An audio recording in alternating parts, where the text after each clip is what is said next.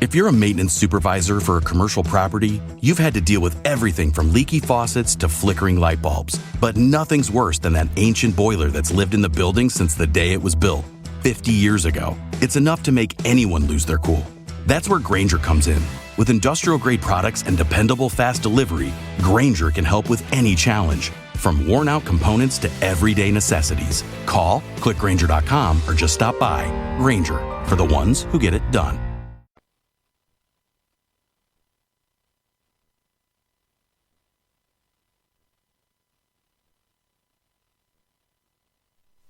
In a world where insanity reigns supreme and safety pin manufacturers are running out of metal for the diapers of the leftists, it's comforting to know an ancient, fat, long-haired, bearded reprobate has your mind in mind.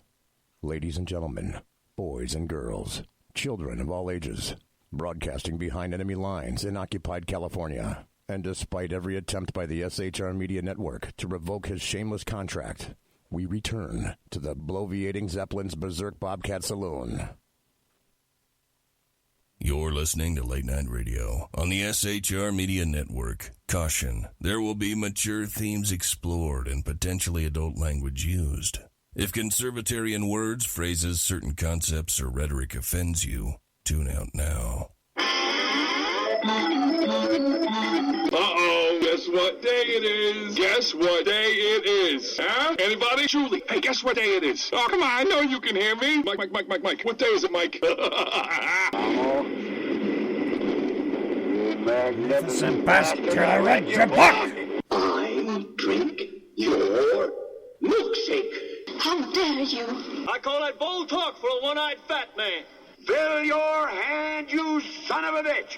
Of course you realize this means war. Freedom is never more than one generation away from extinction. We didn't pass it on to our children in the bloodstream. The only way they can inherit the freedom we have known is if we fight for it, protect it, defend it, and then hand it to them with the well-taught lessons of how they in their lifetime must do the same. That was And if interesting. you and I don't do this, then you and I may well spend our sunset years telling our children and our children's children what it once was like in America when men were free. I have come here to chew bubblegum and kick ass. And I'm all out of bubblegum. Me too. I am BZ, otherwise known as the Bloviating Zeppelin, one each, Zeppulus. Today is Tuesday, November the 10th, the year of our Lord 2020. And just remember, anything that occurs to you that's bad in 2020, you can just bring up any meme that has 4 letters on it, or four numbers on it, 2020. Right? Ladies and gentlemen, boys and girls, children of all ages, welcome to BZ's Berserk Bobcat Saloon radio show, where I am broadcasting behind enemy lines in occupied California, always spelled with a K, a mere 2 miles east of the locus of evil on the entire left coast. The Bill Mill, the belly of the beast, the Capitol building in downtown Sacramento at 10th and L Streets, where at the conclusion of the show, when I exit the plush, resplendent, and palatial SHR Media Studios, I'll be smelling the odoriferous stench of sulfur and brimstone from that evil emanating from downtown Sacramento. Be forewarned, what you're about to listen to for the next 2 hours consists of my opinion and my opinion only. Because of the fear porn that has infected this nation, the saloon is no longer open in the front, but in the back I am still serving stiff drinks, facts, history, logic, rationality, proportion, context, tradition, intent, and common sense out the back door. And a reminder, we don't water our drinks just like we don't water our conversation. Politics, religion, crime, culture, race, sex, science, economics, law. We talk about it all right here at the saloon, where the speech is free, but the booze is not. This is 2020, and I am done with bipartisanship and compromise. This is the new age of modern political warfare. Because make no mistake, now more than ever, we are at war for our souls and the soul of our nation. I really don't think it's any more complicated than that. In the chat room at SHR, welcome to Sergeant Booker, welcome to Mike, welcome to Simone, welcome to the Alaskan, and welcome to 4 viewers who I will not unmask in chat. And also for tonight, welcome to Melanie Colette. Melanie, how are you tonight, madame? Hi, how are you? I'm doing well. Mahalo, mele kaliki maka.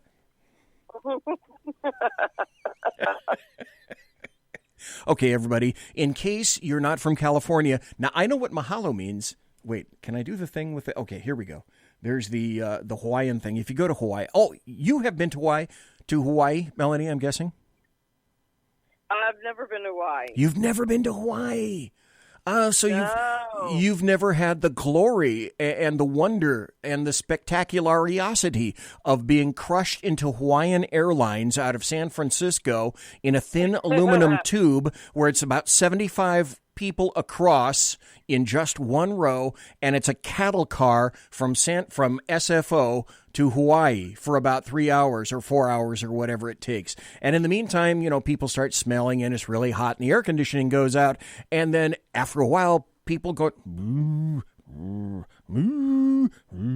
that's how I went to Hawaii. Boy, that's great times. I've never had the pleasure. Great times, great times. And then when I was there the first time, here comes the BZ stories.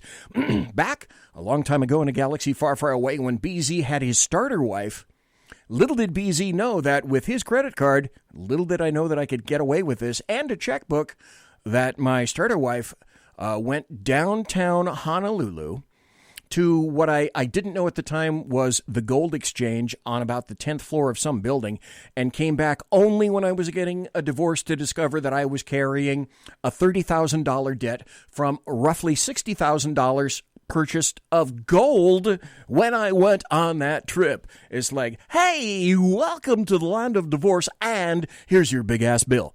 Now, oh my God, be an adult about it and get on out of here. Since we last spoke, Melanie, only a few things have happened. Not many, but just a couple. I'd like to take this time and point people to your show. Now, you have not had a show for a while. Is that correct? It's true. I've been on hiatus. I'm planning a reboot. I'm getting some new things together. And I'm hoping to be back on the air very soon. Okay. Tell people, because you can go to her website, Money. If you're a facilities manager at a university, you know students rely on the cafeteria for breakfast, lunch, dinner, and the occasional late-night snack. So when a dishwasher breaks down and dirty plates pile up, the mess hall can turn messy in the blink of an eye. Enter Grainger. With over 1 million industrial-grade products and fast delivery, the product you need now is never far away. So you can turn that dishwasher back into a lean, clean washing machine. Call, click Grainger.com, or just stop by. Grainger, for the ones who get it done. MoneyTalkWithMelanie.com. MoneyTalkWithMelanie.com. And the reason I always like to talk to Melanie is because she's right here on the SHR Media Network, and she'll be back. So, can you give folks who haven't heard of you, because you haven't been on the show here for a while, tell them a little bit about you, what do you do, and what is the nature of your show, please? Well, I'm an educator by trade. I teach economics and computer applications, things like that. And the show, Money Talk with Melanie, is a show about economics and politics, all combined into one. But it also teaches people about their civic responsibility as far as, like, example, why it's important to vote and things like that. But it's all combined into one thing: kitchen table economics, global economics, and things like that. So, but I always have a guest on the show. Hopefully, it's a very interesting guest, something that people are interested in. But talks about economics and kitchen table economics and global economics and politics, like I said, and how they intersect. Melanie's being, I can't say coy, but she's being very humble right now. She has had some incredible guests on her show, some really big names from D.C., various politicians, etc. And her quote from her show is, and this is why you need to listen when she comes back, because it's true, this is important because it's your money. And that's why you need to listen to her show. Now, in the meantime, a few things have occurred, just a few.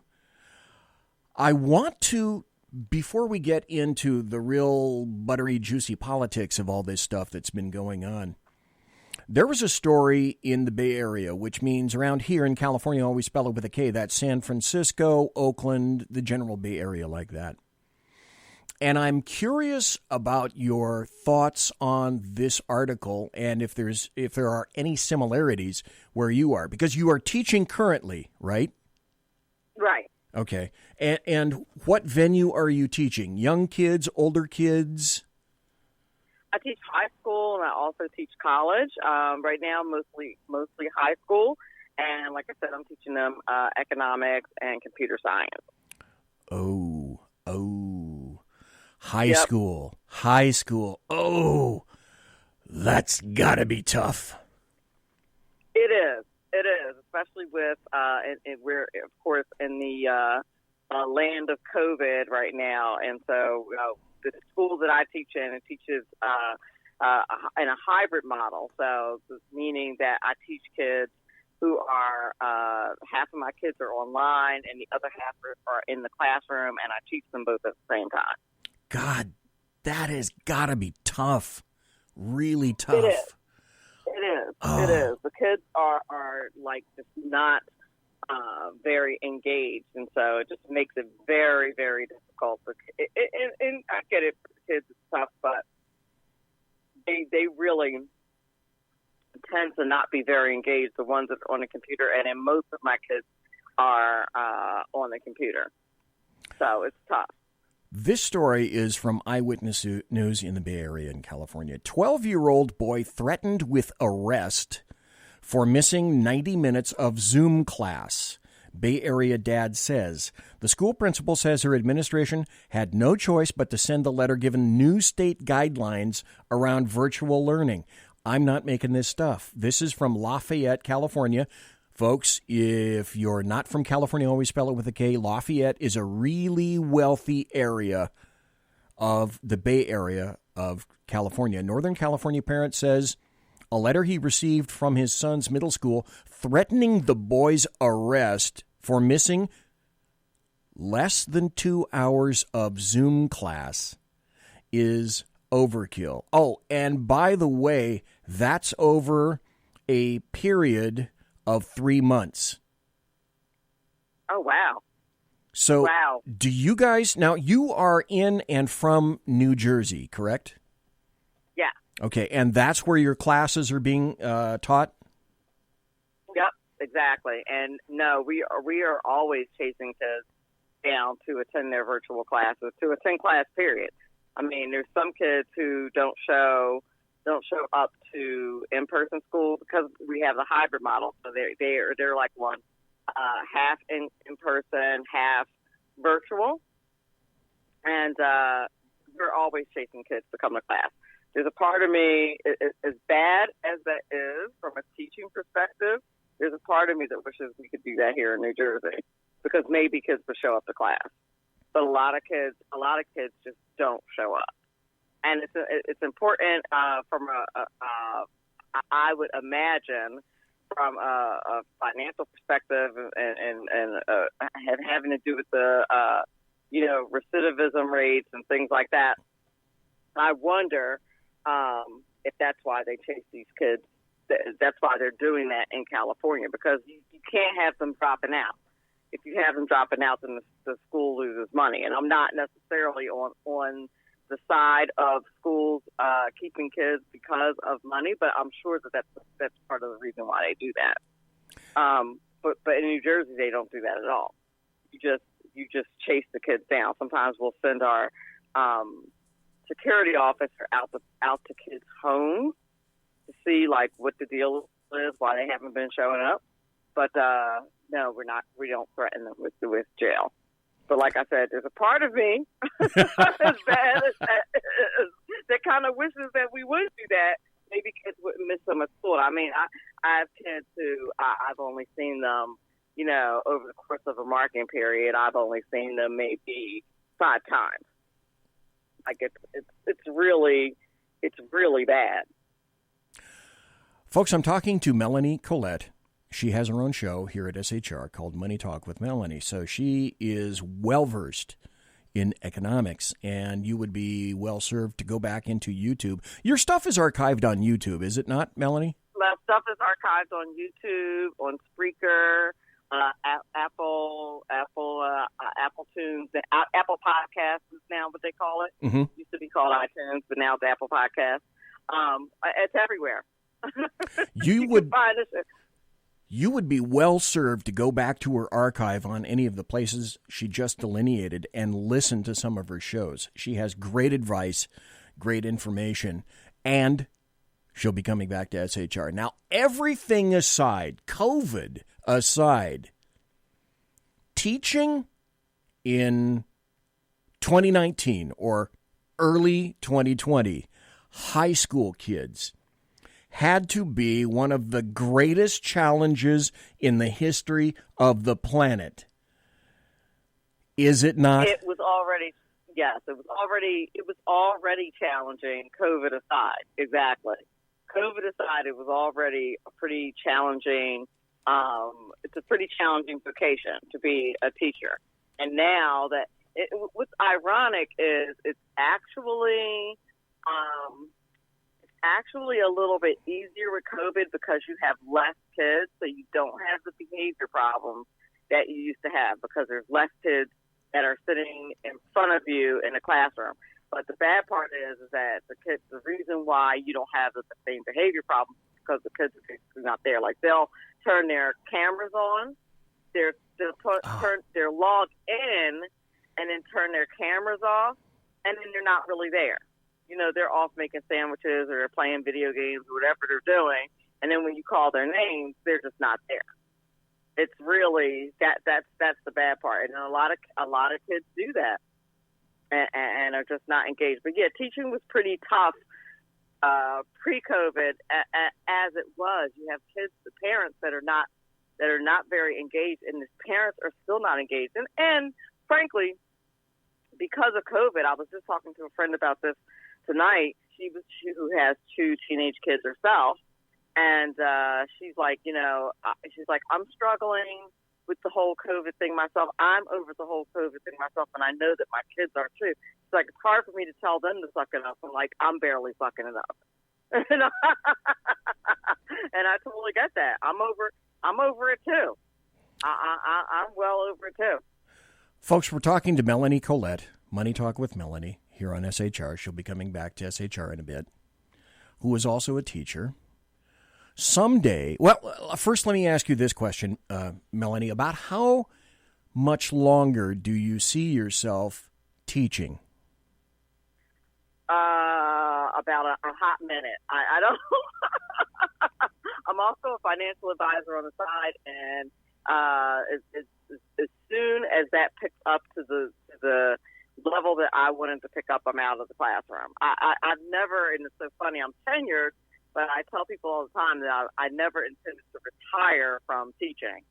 So that's never been my intent. I wanted to spend some time in the classroom. I really would like to work on some education policy at some point in my life, but right now I'm doing a little bit of everything. But I've never intended to retire as a teacher. So I'm throwing this out in the ozone, Melanie. When you retire, just like cops, guaranteed, just like cops, I bet you have some incredible teaching stories about what really occurs in the classroom with their loving children and the parents. And when that day comes around, I want to talk to you. Yeah, so the name of the book that I've been working on for some time now, slowly but surely, is called The Angry Educator. And perfect. And that is going to be filled with stories about the real deal with what goes on in education, particularly from a conservative perspective. Okay, and that's another reason that I have you on the show. You're a conservative. You've been a Republican for quite some time. I believe that you voted for President Trump. I did. Okay. And that's another unique perspective. I want to get into the whole election thingy, and maybe if we have time, maybe a little bit about COVID. But in terms of looking at the election right now, I find one thing really interesting that occurred on the Republican side, but has not conversely occurred on the Democrat side. 15 GOP women are newly elected to the House. 6 of those seats in the House were switched from Demorat to Republican, and even some of those occurred in California, we spell it with a K, and Colorado, hotbeds of leftists. Is this, Melanie, is this a trend, do you think? I hope that it's a trend. I certainly hope that it is a trend. If it's not a trend, it needs to be one. And, people don't mention, like you said, what happened about the presidential election is such a mess. People are kind of ignoring what has happened in the House. But I think it's a big signal, and Nancy Pelosi has been put on notice that things hopefully are changing in this country. It's amazing that we had so many seats flip, and at the same time, President Trump seems to have lost this election. We'll see what happens. You never know. Stranger things have happened. No, that's very true. Al Gore back in 2000 had 37 days before he conceded. He did not concede until December, late December. Apparently that's okay for him. For President Trump to not concede is bad. One of the reasons I had you here tonight is to ask you about your education and also to make sure that we let people know about your show.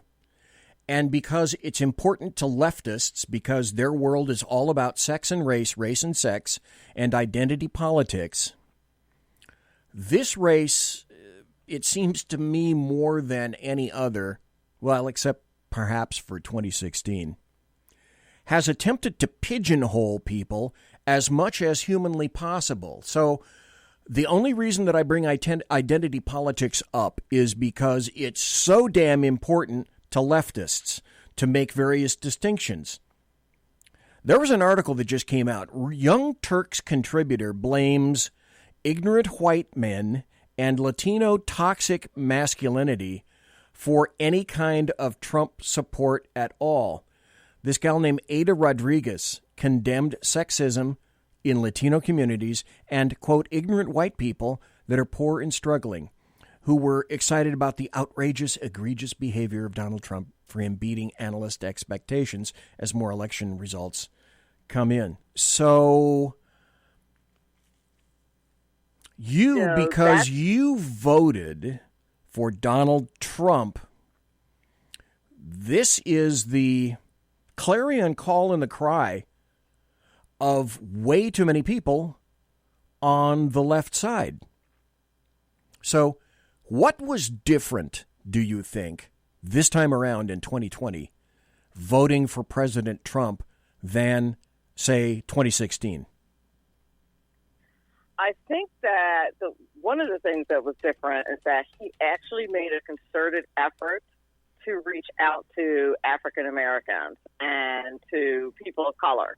And that is different from, let me be frank, than what the Republican Party has done in the past. Yep.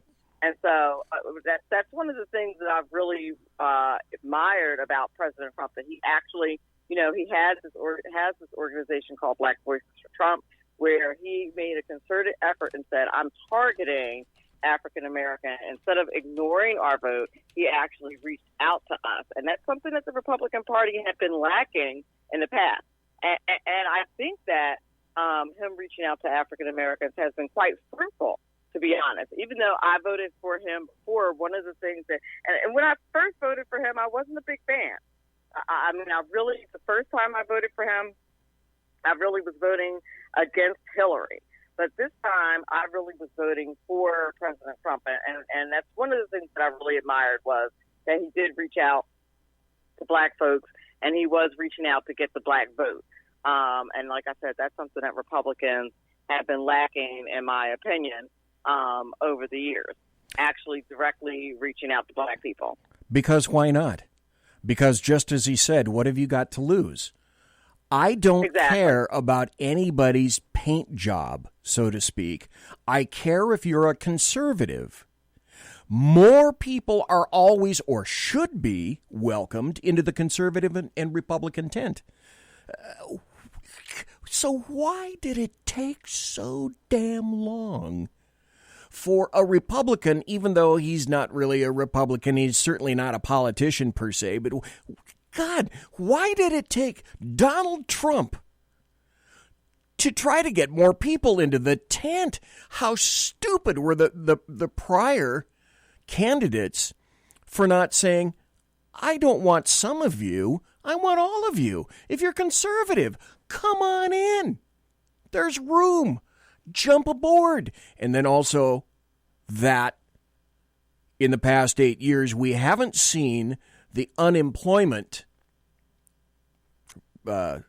records go down. Unemployment for Black Americans and Hispanics has plummeted under Trump. This is something we didn't see under 8 years of Obama, 8 years of Joe Biden.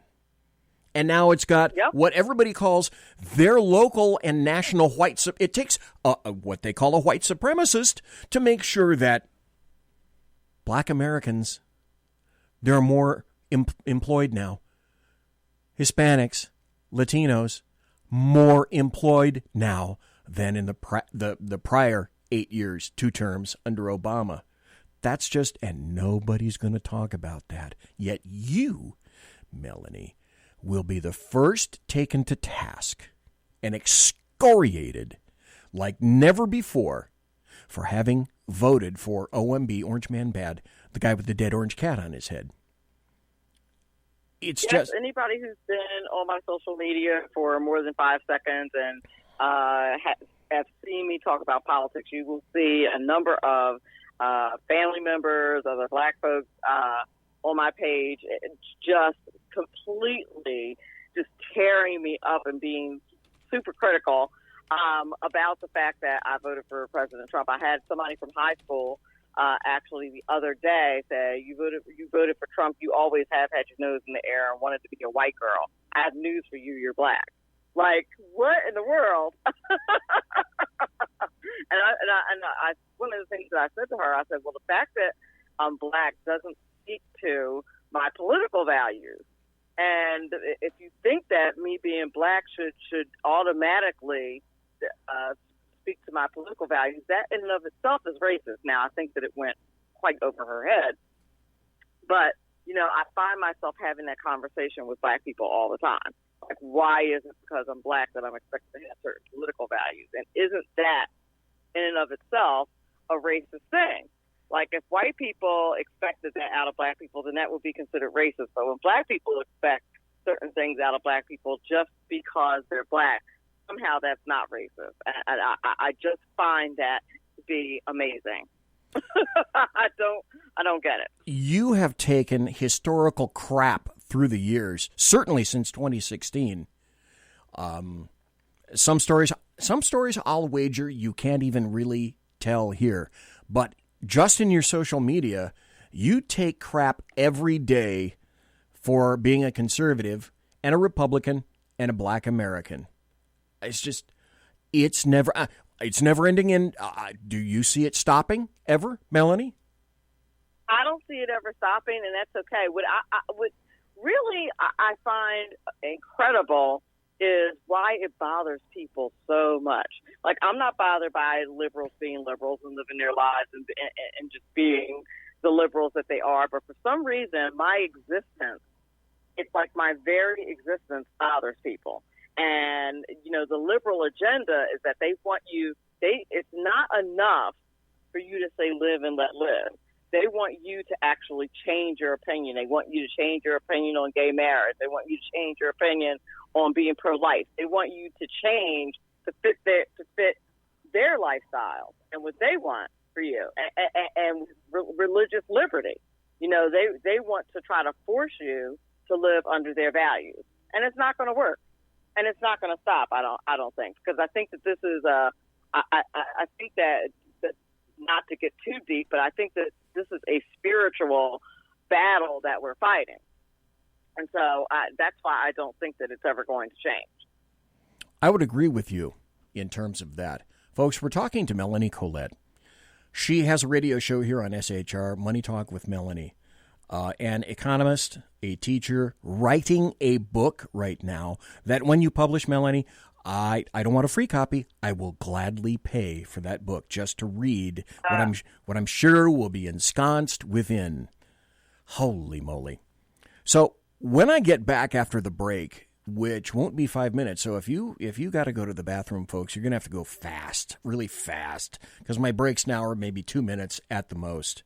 When we come back, though, I have a bunch of stories, and just to read them pisses me off, because there's a bunch of people, let me be specific, a bunch of white people telling black Americans what and how to think. If you bristle over arrogance, wait until you hear what I've got. Melanie, thanks for being here tonight. We'll be right back after this. Conservative media done right. You're listening to the SHR Media Network. Hey, are you guys listening? This is Shannon from Right Way with Shannon and Mike in the AM on SHR Media. I know you've been wondering where we are and what's been going on. Well, folks, that's right. We're back. So please join us 7 to 9 a.m. Monday through Thursday on SHR Media, on Spreaker, iHeartRadio, and Spotify, and Facebook Live at 11 a.m. on Right Way with Shannon and Mike in the AM at Facebook. You don't want to miss a minute. We've got lots of guests, lots of segments, and lots of interesting things. And let's face it, there's nowhere for you to go, so you might as well tune in. Again, Right Way with Shannon and Mike in the AM. We're back live on the air on SHR Media, 7 to 9 a.m. Monday through Thursday, audio and Facebook Live, audio and video. Yes, we are going to do video. Facebook Live, Right Way with Shannon and Mike in the AM. Hope to see you soon. From a public locker inside a dilapidated Long Island rail station comes a show designed to piss off liberals using truth, facts, and ridicule. The Lid Radio Show, featuring the conservative voice from the People's Republic of New York, the Lid himself, Jeff Dunitz. Tune in every Wednesday at 2 p.m. Eastern, 11 a.m. Pacific on the SHR Media Network. Go to shrmedia.com. At Lid Radio, we fight for the truth, justice, and a good kosher T-bone. If you don't listen, Hillary Clinton might sneak into your bedroom in her housecoat late at night and blame you for her election loss. It's the Lid Radio Show with Jeff Dunitz. Conservative media done right. You're listening to the SHR Media Network. Ladies and gentlemen, boys and girls, children of all ages, welcome back to the Bloviating Zeppelin's Berserk, Bobcat, Saloon radio show. Go into the chat room right now at shrmedia.com, shrmedia.com. That's the only place that I monitor the chat right now. I'll tell you a little story about Facebook in the second hour and what I'm going to do with Facebook. Welcome tonight to Mike, Simone, Sergeant Booker, Jack, the Alaskan, Leslie, and formerly known as Mamba. Welcome to everybody. Thank you for being here tonight. I'm speaking to Melanie Collette. She has a radio show here on SHR Media, which is why I like to have her here. A conservative, an economist, writing a book, and a teacher. And the book that she's writing is all about those stories, and I bet that's really going to be an interesting book that I can't wait to read, because just like cops until they're retired don't like to tell all their cop stories, teachers don't like to tell all their teacher stories, and doctors don't like to tell all their doctor stories. And it's true pretty much with any profession. I can't wait to have that come out. There's a story, Melanie Colette, from Yahoo. Black men are voting for Trump because of chauvinism, says the former NAACP president. This was just on November 2nd, the day before the election. Attempting to influence the election, I'm guessing. Black men who choose to vote for Donald Trump are doing so because of chauvinism, said former NAACP President Ben Jealous.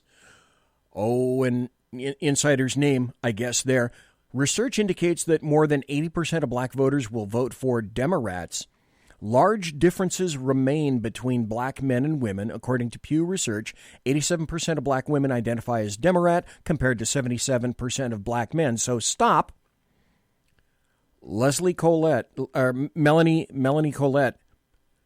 they're making the claim that research indicates more than 80% of black voters are going to vote for Demorats. Wasn't that kind of kicked out the door this election, number one? I think it was kicked out the door this election, and I'm proud that so many black people have actually finally taken a look at the Democrat platform and say, wait a minute, what have they actually done for me lately? And the answer is nothing. And so I think that, black folks, some black folks, not nearly enough in my opinion, but some black folks have actually stopped to take a look and see what's going on, and then and give the Republican platform a second look and realize that it's a platform that is beneficial for them, that the Republican platform is one that serves them well. And so I think it's amazing that they'll, that's what Democrats do. They'll pull out the chauvinism card, they'll pull out the race card, they'll pull out any of those identity politics cards in order to bash Republicans. That's their immediate go-to. Let me ask you this. They're claiming in this article that there's a major discrepancy between black men and women, that 87% of black women identify as Demorats, 77 black men. First, is there a discrepancy between black men and women in terms of voting Demorat or Republican? And if so, then why do you suspect there may be a discrepancy between the two sexes? I hear that there is, and I hear it mostly on social media, that there is this big discrepancy, and that black women are mostly the reason why Biden got elected. I don't know what the reason for that is. I could speculate that it has to do with the number of single mothers we have, that there's a chasm between black women and men. That's unfortunate. That there's a lack of leadership in black families. That is unfortunate, and that has caused a division between black men and black women. But that is purely speculation on my part. But the division is definitely there. There's definitely an unfortunate division between black men and women in the world today, and you'll see them arguing on Facebook all the time about how black men don't take care of their families, and they don't take care of black women, and all these kind of narratives that cause division between us as a people, between black men and women. And it's a shame. It's very sad to say. Would that then, Melanie, be a narrative that is some element, some contingency of individuals are purposely attempting to hammer a rift between black men and black women in terms of politics? Could I go so far as to theorize that? I think you could theorize that. And like everything else, if you take a few steps back and look at the big, giant picture, if you were going to try to get someone to go to your side from a demonic perspective, if you were trying to, if Satan is trying to get somebody to go to their side, what is one of the best ways to do that? Well, it's to cause division. And what's the biggest division that you want to cause? Well, you want to cause divisions in the family. And that's where the biggest division lies, in my opinion, in the black community is the breakup of the family. And that is largely kind of something that is planned, in my opinion, and has a demonic influence. And it serves to divide and separate us from God. So, that not to get too deep, but I think if you look at the big picture, that's what it is. And so, of course, it seeps into everything else, such as politics, and has us separating ourselves politically as well. Melanie, some people have theorized, and this is, again, why I'd like your opinion on this. Some people have theorized that back in, let's see, when was this? I've had Brandon Straka on my show 4 times now. He's the dude that started #WalkAway. Sure, yep. And then there became Blexit, etc. Do you think that walkaway movement had any input whatsoever in terms of black Americans, male or female, deciding, you know what, I'm examining things more closely, and this time around, I'm going to vote for Trump? Do you think he had any influence whatsoever on any of those decisions? I know. I think that he has had that influence. Amazingly, strangely, not everyone was part of the Blexit movement, but I think that the walkaway movement and the Blexit movement, I think, have played integral roles in having people walk away and exit the Democrat Party. I personally was never a Democrat, but I can certainly relate to people who felt like they had been fooled by Barack Obama. Now, I don't, I've teased people who voted for Barack Obama or who were Democrats before they walked away or did the black exit thing from the Democrat Party. Of course, tease them about, like, how could you ever fall for that in the first place? But understandable. But it's certainly understandable that can happen, and I think that those two movements have definitely played a major role in informing people and educating people on why walking away is a good idea. There have been people recently who have gone from the evil side, and let me at least buttress this, your indicator that it's about good and evil, that God is involved, that religion is involved. I think this race this time around was a great deal to do with the bottom line of good and evil, and also with the bottom line of saving the soul of America, saving the soul of individuals to try to keep this country free. I submit, as you indicate, that there is a religious context part of all of this that people are finally starting to recognize. Then I'm going to go here as well. I would be so incredibly pissed off if people tried to, well, they do, but if people tried to pigeonhole me because of my melanin count. There have been people that I had not seen coming move over to the Republican or conservative side because it's a massive insult to tell people how you have to think, how you have to act and specifically how you have to vote. Jason Whitlock is one guy that I can think of. Leo Terrell. I don't know if you're familiar. I'm sure you're familiar with Leo Terrell. I used to watch Hannity just to watch the incredible arguments at 110 decibels between Leo Terrell and Sean Hannity. And now Leo Terrell voted for Trump, got a new hat that says Leo 2.0, a red MAGA hat. This is having a major influence. Here's a cut that I'm going to play for you. This is Jason Whitlock, and it's always white leftists, what I call GOWPs, guilty, overeducated white people. White liberals are threatened by black independence. Appropriate police accountability and police reform, and those discussions aren't going to end or begin with an appointed position. It's really going to make a difference about people having input, people having discussions, and holding whoever is in that position accountable. I did reach out to the sheriff's office. I was told Sheriff Joe Hanknick, as always, is committed to a public. Excuse me while I identify that. Let me go back to my original cut here. Where we go? Okay, this is Jason Whitlock talking about white liberals are threatened by black independence. I've always looked at the fact that black Americans vote around 90% for the Democratic Party. Yes. Which is weird.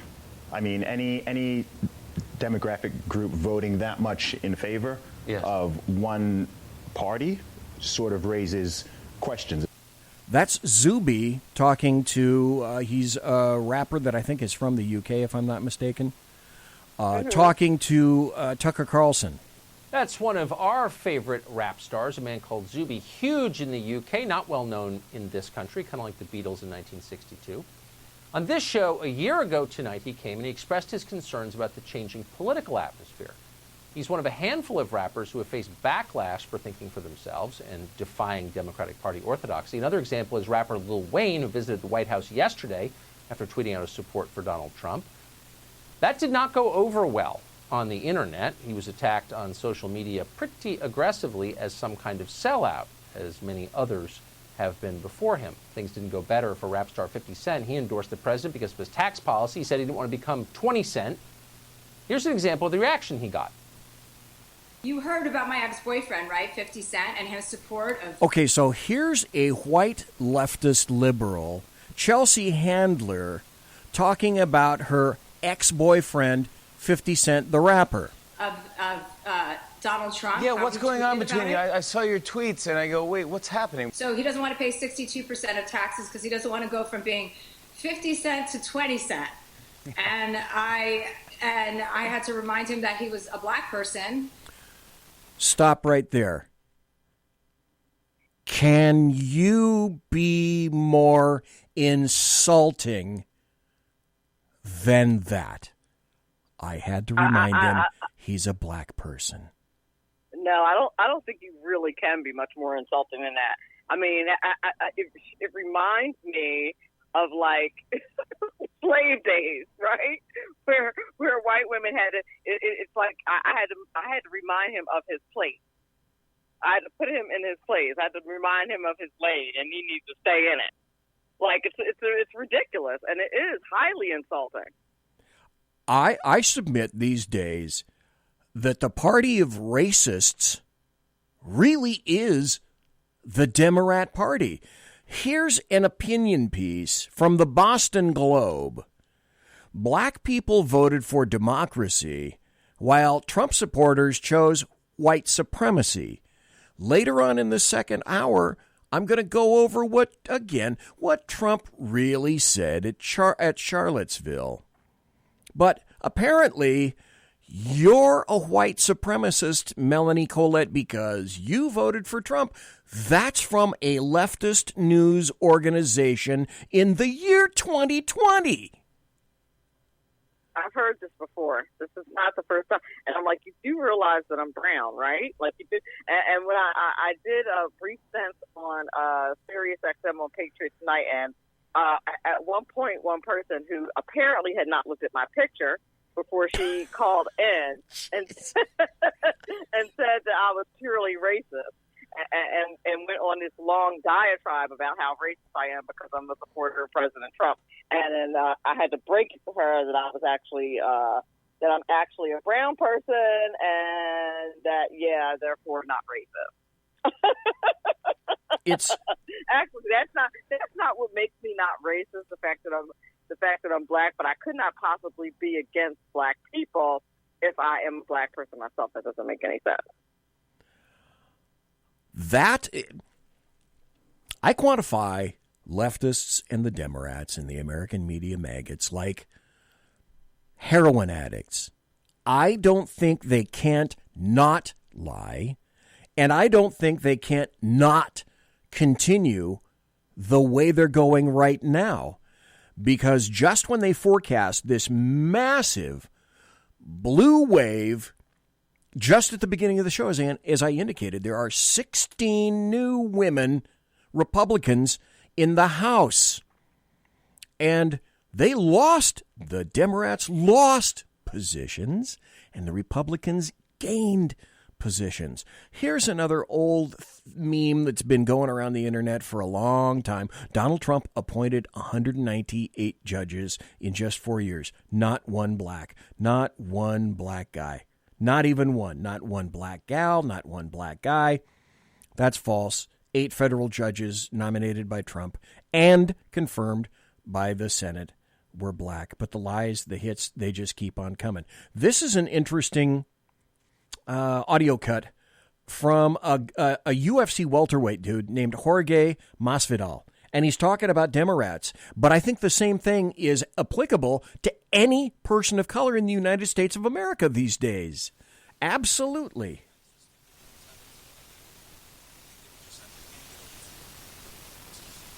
Okay. No audio on that. Here's another story from NPR. Many Latino men are supporting President Trump this election, and that went true. Some of the people in chat even mentioned, especially in Florida, a lot of Cubans voted for voted for Trump this time around. Is this, Melanie Collette, a trend that's going to continue, or do you think this is a one-off? You know, I am hoping that it's a trend that's going to continue. I fear that it's a runoff because establishment Republicans don't tend to reach out to people of color. I'm hoping that the Republican Party has learned something from Donald Trump and from him reaching out to people of color, and will expand on that and try to expand reaching out to people of color as it has been successful. It's another reason why it just would seem to me that it's impossible that Donald Trump actually lost this election because of the support of people of color that he has, because of the support of African Americans that he has, and it's absolutely crazy that he has the level of support that he has among people of color, and then he somehow lost this election. It's crazy. It is crazy, and it defies political logic. Let me ask you this question.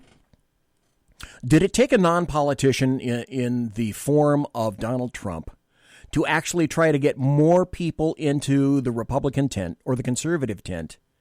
Why? I don't understand. I don't care what color you are. If you're a conservative, I want you on the show. It's as simple as that. Why, Melanie Collette, do you possibly think that prior declared Republicans, clear Republicans, for years and years and years, haven't done what Captain Obvious has said for quite some time? Get more people in the tent. What have you got to lose? That's a perfect phrase. What the hell has been going on with all these people that claim to be Republican, but for whatever reason, they haven't extended the hand to people for votes, and then, like Trump, made good on them? Well, I've had this discussion with Republican peers of mine in the past, before President Trump came along. And the excuse, I want to maybe call it an excuse, but the excuse that I've gotten in the past, which does make sense, is that it's a matter of resources.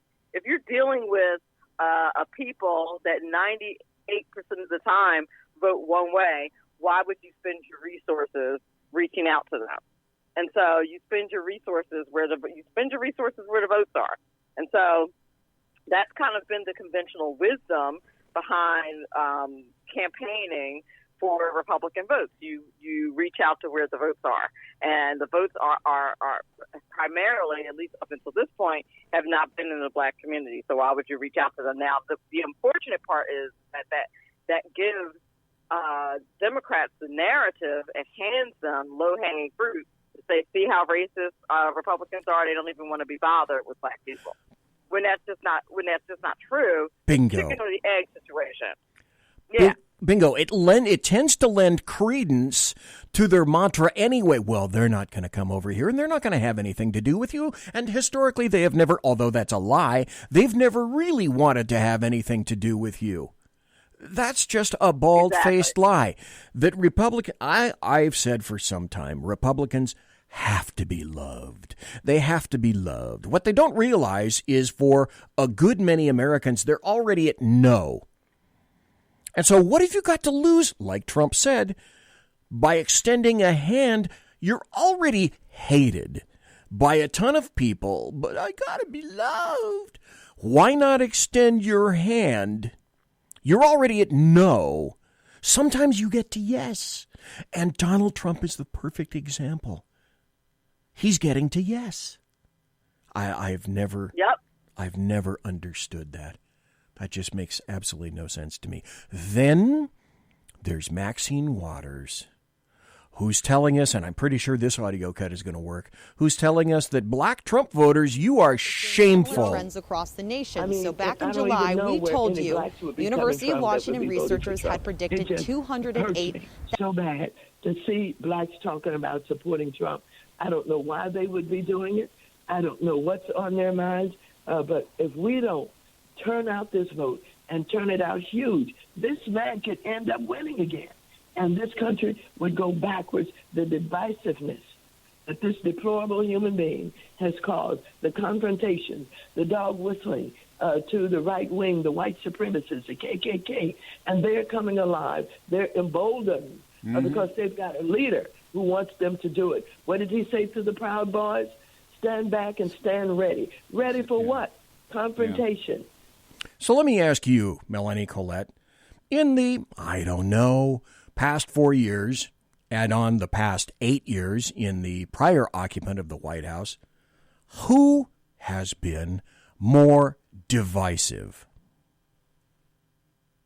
I think President Barack Obama was one of the most divisive presidents in history. You would think that because we had a black president that would have a unifying force, but all he got in office and all he did was talk about the divisions and woe is me and how horrible it is to be a black person and how racist the United States is. It was really a bad look for him. He blew what was an awesome opportunity to unify the country, in my opinion. I think he was the most divisive president that we've ever had. It fell in his lap. He could have taken the football and absolutely run with it and decided that he was going to throw various race cards at various times. So let me ask you this. If this isn't the question of 2020, I don't know what is. Is there systemic racism in America? No. That's a really, I'm on the fence with that question. So I think that there's some systemic racism does exist, but not in the way that it's spoken about traditionally. I think that there is some racism, but it's not built into the system. And I think that, there are black people who are trying to live as if it's 1960, as if we still have, colored and white water fountains, as if we still have our laws that are in effect are not systemically racist anymore, in my opinion. there was a time when we didn't have laws that protected us from systemic racism. But now that we have laws, all we have to do when we do run into racism is fight that based on the law, in my opinion. And I don't understand why people don't seem to understand that. They say, see, there goes that racism again. See, it's systematic.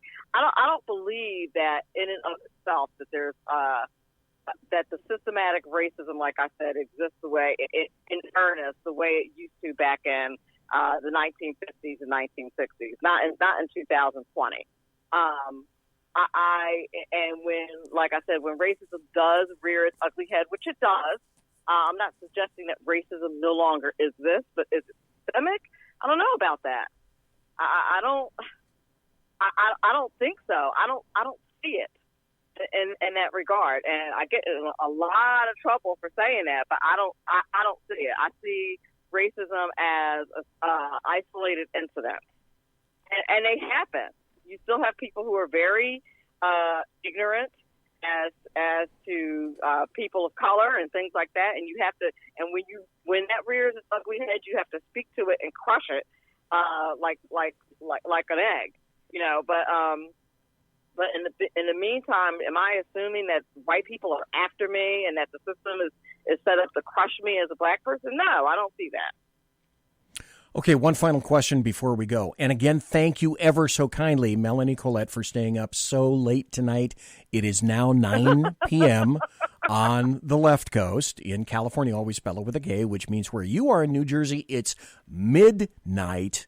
Final question for you, Madame, and again, thank you for being here. Candace Owens has decided that she's going to sue Facebook and third-party fact-checkers with a lawsuit. She said, I decided I was not going to give up and sit down. That's brave. We need more people and good for her. like her to take a stand. And if there's one thing I would not want to do, especially me at my advanced age, I would not want to sit down and have an argument with Candace Owens, one of the persons who thinks the fastest on their feet possible. But I think this is a trend. I think conservatives are beginning to push back. And again, do you see that maybe as a trend? I do. I do. No, I agree with you. I think that we're not taking the foolishness anymore, and good for her for suing. I think that's fantastic. I saw that on Facebook that she's going to sue them, and I think that's a great idea. I think the fact checkers are absolute crap. And they're like babysitters. I went to share an article the other day, and it said, this article is 8 months old. And then I went to share a comment about that Congressman Van Drew, who happens to be my congressman, had posted on this Facebook page. And I went to share that, and it sent me a message that said, make sure this information about the election is accurate. And it's like it's Orwell all over again. Big Brother is definitely watching all the time. It's ridiculous. It and is. They need to be sued. They need to be sued to get back in their lane. If they're going to have a free platform like they claim that they do, they need to leave us alone and just let the people operate it. That's an issue for next hour. Thank you ever so kindly for being here. I greatly appreciate it. I'd love to have you back. And when you publish that book, let me know. I want to have you back, and I want to buy a copy of it because, oh boy, I bet you're going to dish. I definitely am. Thank you so much for having me, BC. I appreciate it. Thank you ever so kindly. Get some sleep, madam. Thank you for staying up so late. Yep, absolutely. I'm going to get some shut-eye. All right. Good night and God bless, ma'am. Yep, bless you. Bye-bye. Melanie Collette, going Betty bye. I thank her kindly for being here in the first hour. When I come back, breaking news, happy stories. I haven't had happy stories in quite some time. Do you think I got some happy stories? Do you think we're lost? Do you think we're beaten? Do you think we're being beaten into submission? Oh no, not at all. Hang on. I'll be right back. Conservative media done right. You're listening to the SHR Media Network. It is he that is me, bringing perspective from across the sea. Join me, Jack Alexander, 4 days a week for the Jack Alexander Experiment podcast, as I take a unique outsider's look at the news and issues affecting life and liberty here in the USA. I'll show you what the mainstream media refuses to. Politics, border security, defense, healthcare, travel, nothing is off limits. Catch the Jack Alexander Experiment podcast each Monday to Thursday on Facebook, YouTube, and everywhere good podcasts can be found. Also, check out the website, www.jackalexanderexperiment.com. It's your business diva here, Melanie Colette. I am inviting you to a front row seat as I discuss some of the most intriguing details of wealth and finance with today's movers and shakers in the world of business. Listen in and discover financial truths on a global, domestic, and household scale. Uncover topics that will impact your wallet today and in the future. Money Talk with Melanie airs Monday through Friday, 5 p.m. East, 2 p.m. West, right here on SHR Media and High Plains Pundit Talk Radio. You can't afford to miss it. After 6 years covering terror and corruption, the Unpleasant Blind Guy is making a change. I'm Dave Milner. Join me on Spreaker and YouTube through SHR Media and on the Western Free Radio Network as I team up with Jeff Mitchell, host of the English Defense League radio show on blogtalkradio.com. Check show pages for airtimes. It's the Unpleasant Blind Guy. On EDL Radio. There's no surrender, ever. Because truth is not always pleasant. Conservative media done right. You're listening to the SHR Media Network. And we are back. I am one of the worst self-promoters that I could possibly think of. All along, I should have been telling you, hit share on Facebook, hit share on YouTube, hit share on Spreaker. Didn't even think about it. So, somebody slap me. Somebody remind me. BZ, do your promotional duty, dude. Speaking of promotional duty, dude, one each. This will be the second to last broadcast that you will hear on Facebook. I've taken enough crap off of Facebook, and I ain't taking it no more. So a couple of things have changed. Jeremy Hansen and I have been speaking quite frequently and closely over the past couple of weeks. And I'm going to be joining his campaign to rev things up a bit in the conservative world, because I think, though some people are attempting to make it out to a significant loss, conservatives and Republicans have not lost.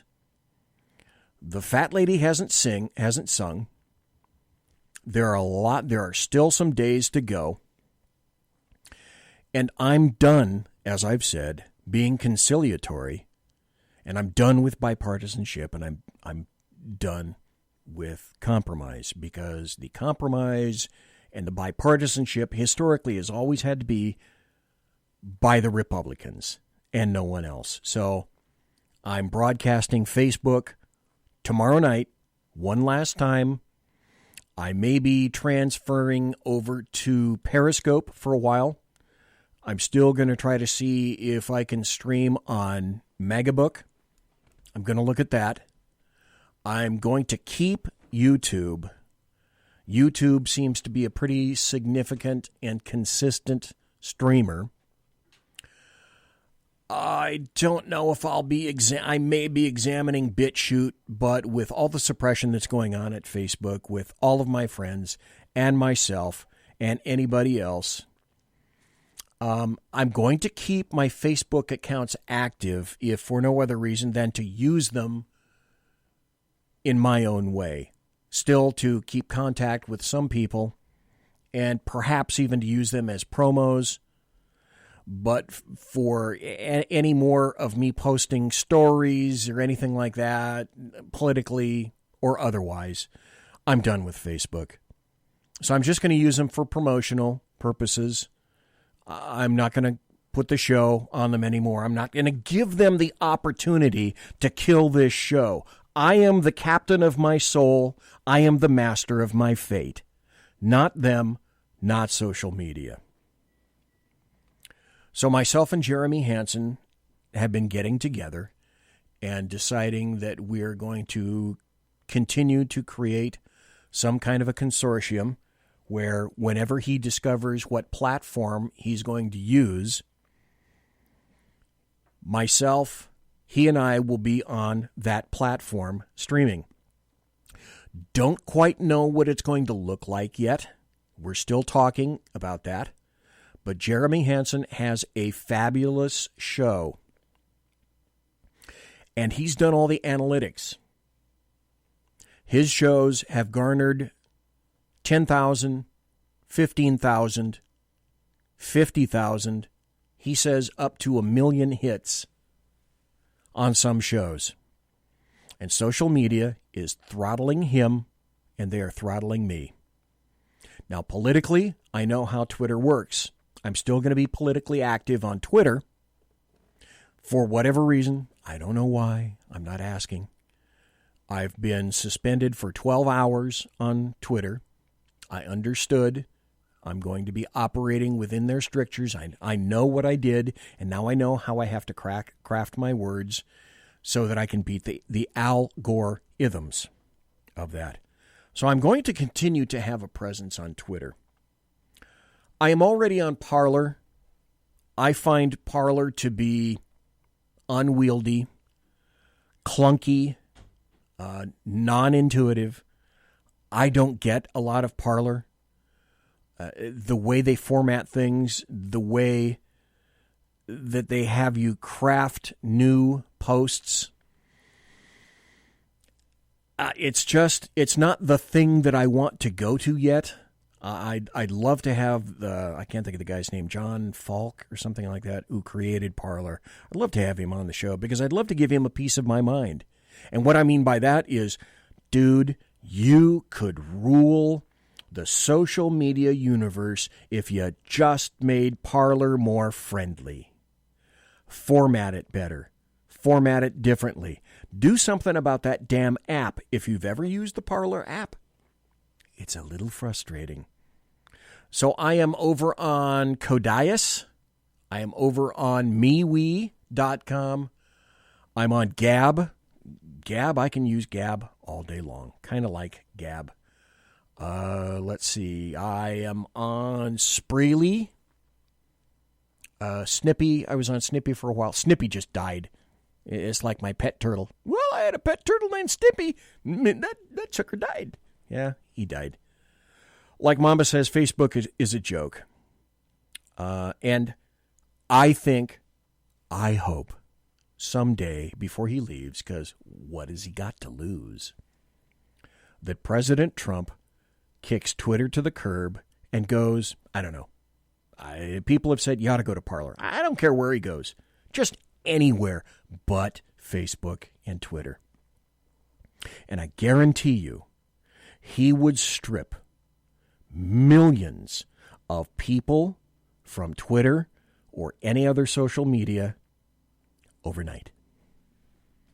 I would so love to see that be done. I would so love to see that. Because right now, as we all know, with social media and with the Demorats, leftists, and the American media maggots, it's all about retribution and revenge. And they've made no bones about it, as I said on Jeremy Hansen's show today. Jack Alexander, stop using Spreely. The guy running it is a crock. Well, I don't really follow Spreely anyway. I signed up for a ton of stuff. My understanding is that there's still a ton more conservative stuff to sign up for. I'm just going to wait and see how things shake out. But I do know one thing. My days of broadcasting and streaming on Facebook, they're done. I'm not going to give Facebook the opportunity to kill me. I'm going to kill them before they kill me. And in the meantime, I'm still going to use them because it's free.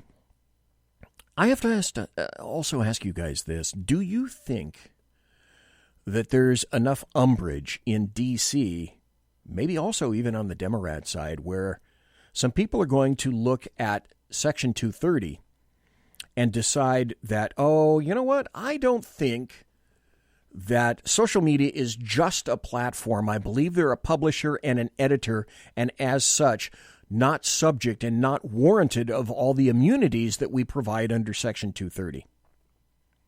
Frankly, I think that's coming. But there's punishment coming from the leftists, and they've said so quite clearly. There's retribution coming by the leftists, and there is revenge coming. There are truth and reconciliation commissions coming. That's what they used for, apartheid in South Africa. So essentially, just by doing that, people are saying that, America is just like South Africa in terms of apartheid right now. And to that I reply, are you kidding me? But that's how these people think. That's exactly how they think. While I'm still thinking, why not think about this? The Bloviating Zeppelins HeyJackass.com Chicago Death Toll Update. Courtesy of Chicago Mayor Lori Lightfoot. And this is where I get it, HeyJackass.com. HeyJackass.com. Illustrating Chicago values. November to date. Shot and killed, 21. Shot and wounded, 98. Total shot, 119. Total homicides, 22. Week in progress, November 9th to November 14th. Shot and killed, 7. Shot and wounded, 28. Total shot, 35. Total homicides, 7. Year to date, oh my. Shot and killed, 633. Shot and wounded, 3,053. Total shot, only 3,686. Total homicides for Chicago as of this date, 695. So the Chicago crime clock now is this. A person is shot every 2 minutes and 3 seconds in the city of Chicago. Thanks, Lori Lightfoot. And a person is murdered every 10 minutes and 51 seconds. Thanks, Lori Lightfoot. Appreciate it. Now, this, I said this on Ken McClinton's show on Monday night. I spoke to Jeremy Hansen. I was on his show earlier this afternoon. And I want to point this out to you. Do not be glum. Do not be upset. The fat lady hasn't sang. The fat guy is talking to you right now. But the fat lady has not injected herself into the finality of it all.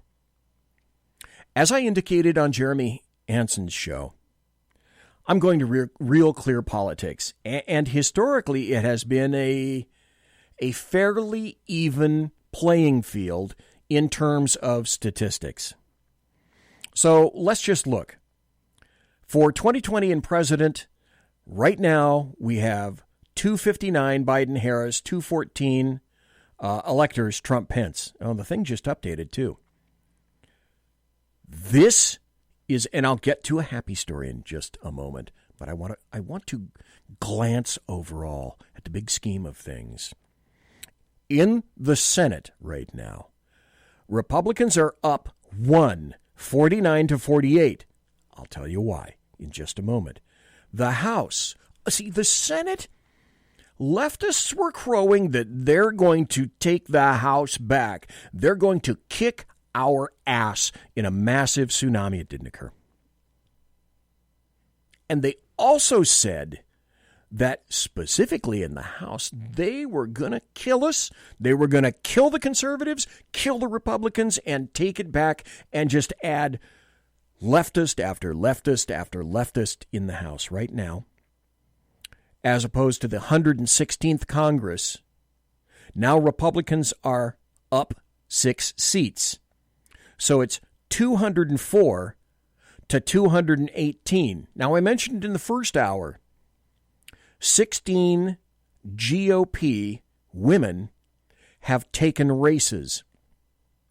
And of those races, the 13 GOP women, 6 of them were taken from Demorats.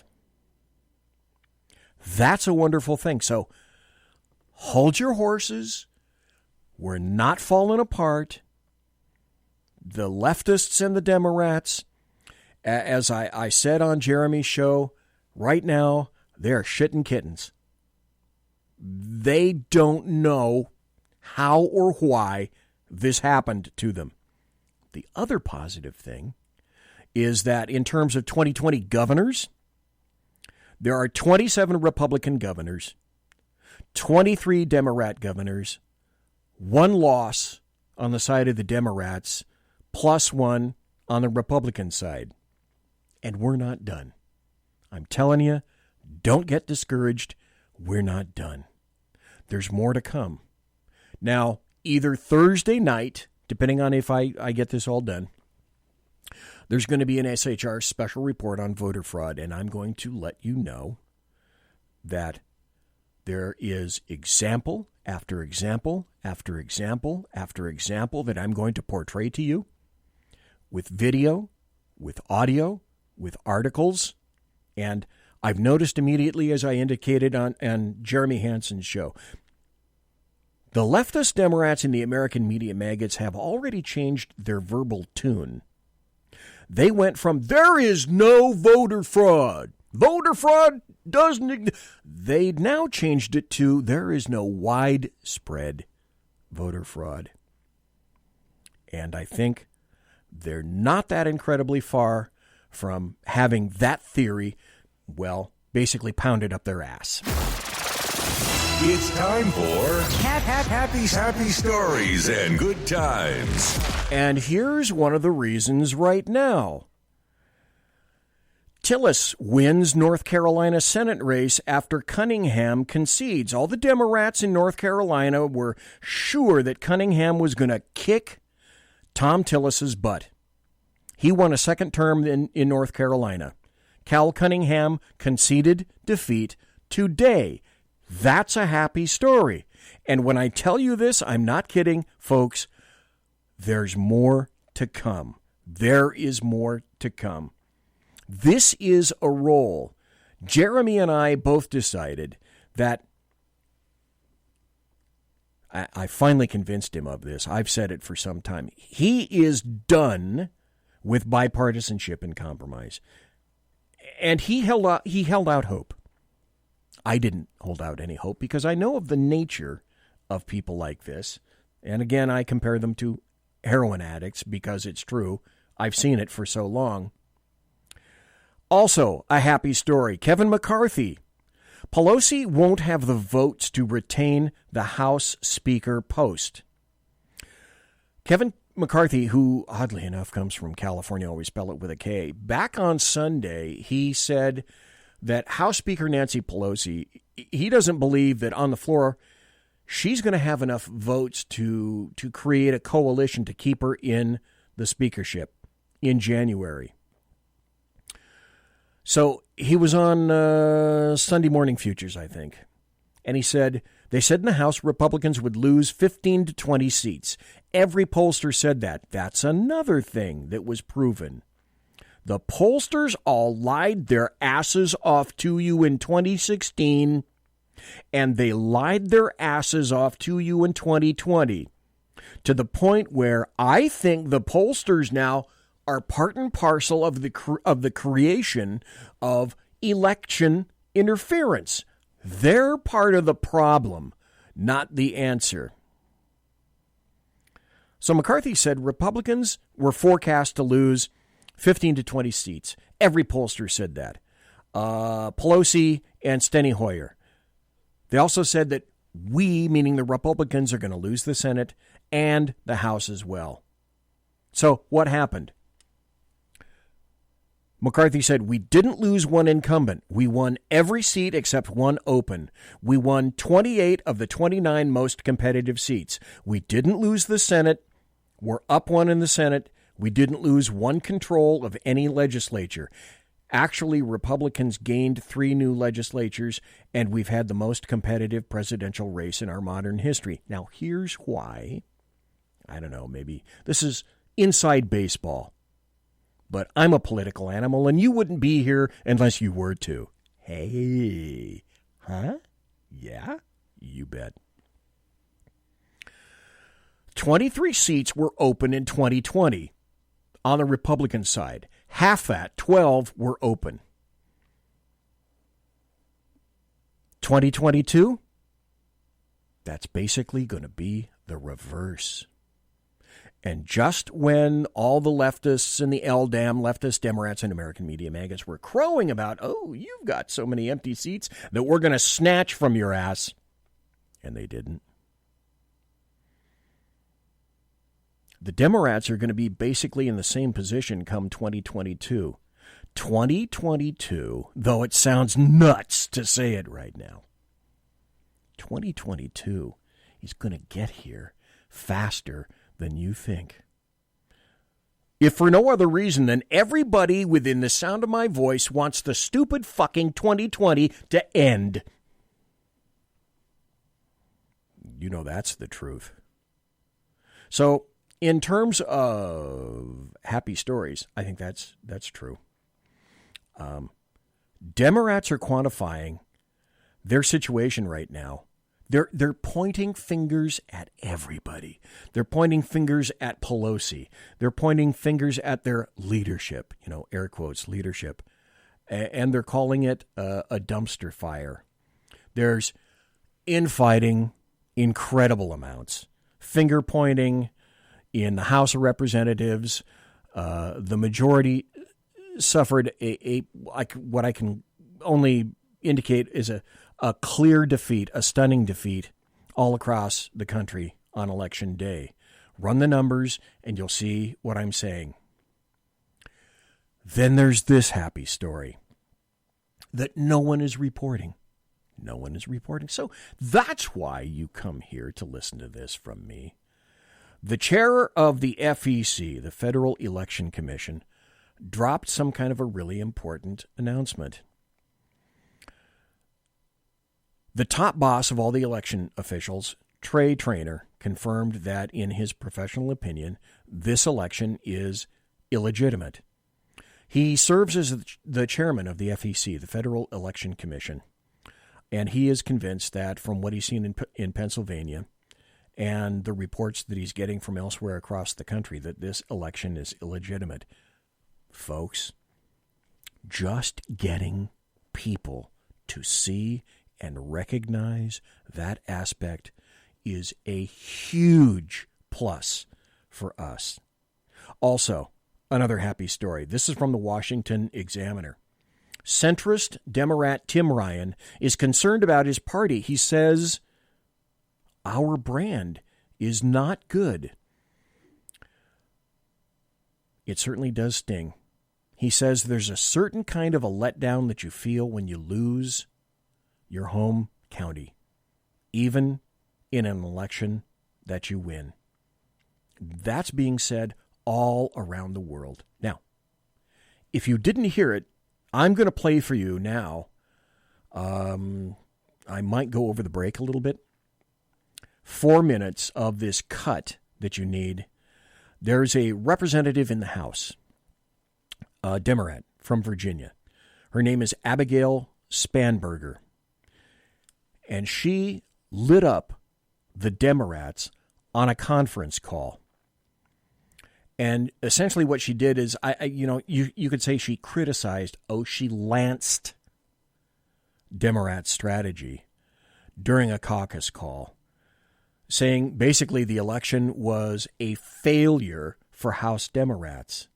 Now, we see it from one way. As conservatives and Republicans, they're seeing this in an entirely separate way, and they don't want this information to get out to you.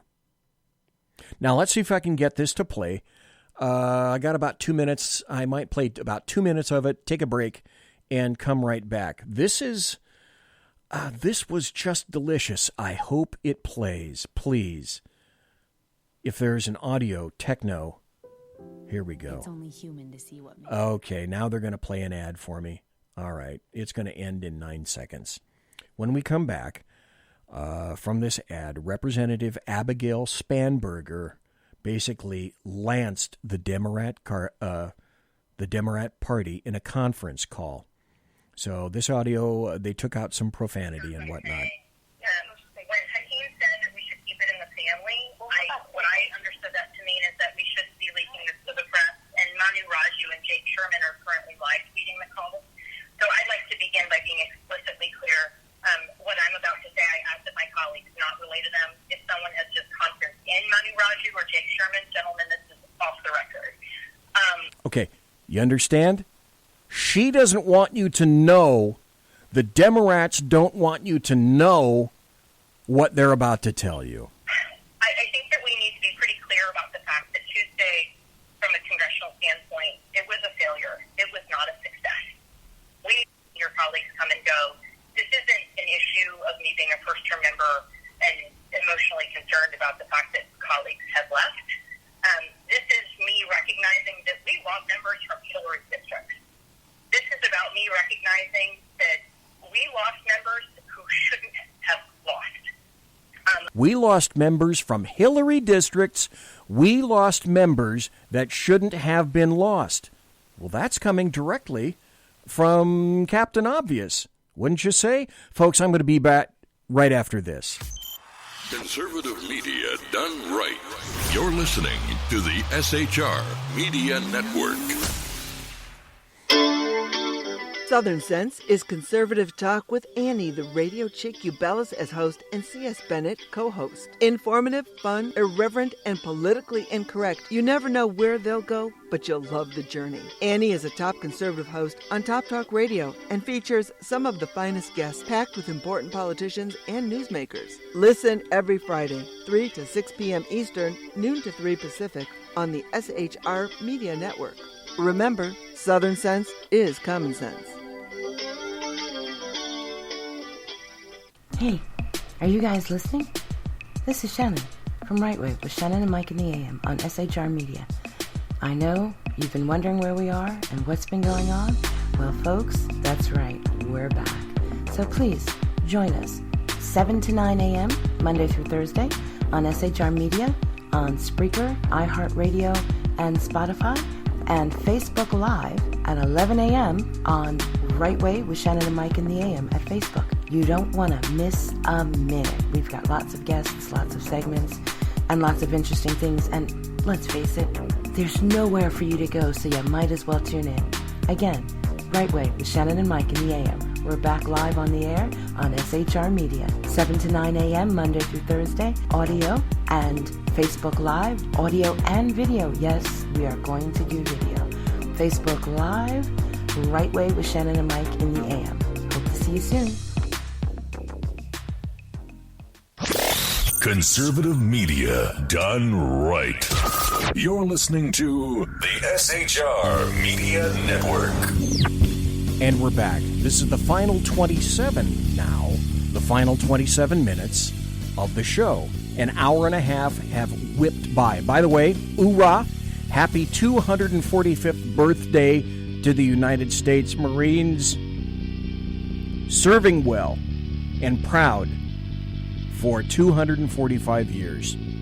Thank you for doing so. If you served in the Marines, God bless you, and thank you for your service. When I say thank you for your service, some people are insulted by that. I don't mean it as an insult. What I mean at the very bottom line is this.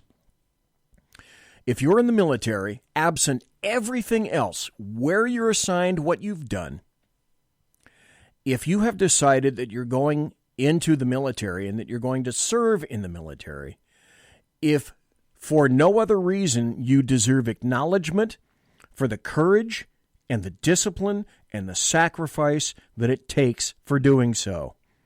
'Cause vacations, gone. Good conditions, nice environment, gone. Sacrifice, you got to step up. You're going to be working the bad days. You're going to be working the bad shifts. You might not go to bed like I didn't when I was in homicide for 3 days straight.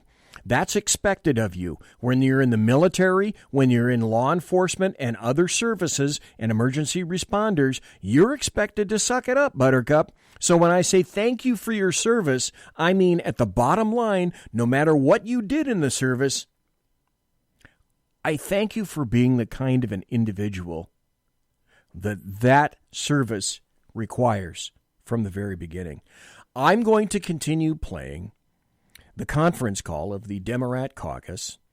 Representative Abigail Spanberger, a Demorat from Virginia, had the temerity to criticize her party's strategy during that caucus call, and we're going to continue with that. I would request that at some point in the future as a caucus, we spend time watching the attack ads, the millions upon millions of dollars that were spent shellacking so many of us across our districts, that we look at the things that they say about us. She's admitting many of them took an actual shellacking. That they say about the Democrats, that they say about the way we talk to people and the way we talk about things.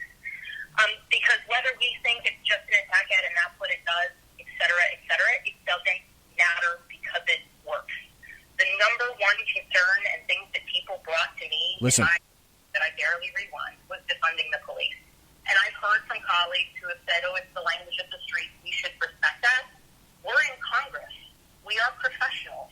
We are supposed to talk about things in the way where we mean what we're talking about. Bingo. If we don't mean we should defund the police, we shouldn't say that. And so when there are millions upon millions of SR members and people in our communities are concerned, we need to recognize that that is on us. Trump is on the ballot. Trump was always going to be a challenge to overcome being on the ballot with him. But he's not going to go away after this election, even when Joe Biden wins. Bingo. And we need to get back to the basics that brought us across the finish line in 2018, because he was there at that time as well. And for the people who flipped districts that he had won, and certainly for those who won in Hillary districts, we did it by being hyper. We want to talk about funding social services and ensuring good engagement in community policing. Let's talk about what we are for. And we need to not ever use the word socialist or socialism ever again. And we need to not use the word socialist or socialism ever again. Do you think that it's possible for AOC or Bernie Sanders to not do that? And the answer is fuck no. Because while people think it doesn't matter, it does matter. It and does. We lost good members because of that. And my background, I know you all know it, coming from CIA, the first thing you do is always do an after action. And you dig into everything you did right and everything you did wrong. And if we are classifying Tuesday as a success from a congressional standpoint, we will get torn apart in 2022. She said we're going to get fucking torn apart in 2022. That's the happy story. You and I both know that there's no damn way that the Demorats, even despite that phone call in the caucus, are going to suddenly wake up one morning, I don't know, you choose the morning and go, oh, look, the rays of sunshine are upon me and now I understand what we need to do. No, they're going to double down on what they're doing. Just like locking down in a pandemic, that doesn't work. That has never worked. Biden's going to do it again. Europe is doing it again. That is the literal definition of insanity, doing the same damn thing over and over again and expecting that somehow this time it's going to work better. Well, hell, you could say that about communism and socialism. And excuse the profanity. That's the reality. And I would hope that moving forward, we will not just work to hold the majority, but we will actually work to communicate to the American people that our policies are what is good. Right. Our policies are what work for them, and our policies are what's going to move this country forward. There needs to be far more strategy in how we convey that, and we need to watch every single attack ad and recognize the weaknesses that people saw and the way they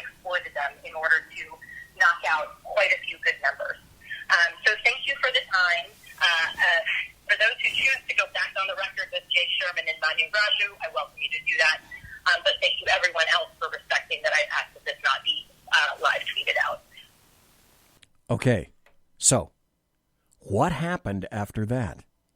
What do you possibly think was Speaker Pelosi's reaction to that? Because she heard it. You can be guaranteed that she heard that.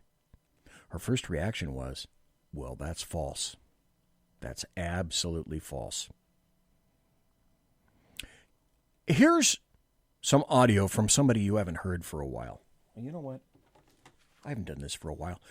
I've got some audio up in queue from Megyn Kelly. Now, perhaps some of you people are thinking, well, what makes you think that Megyn Kelly is worth listening to anymore?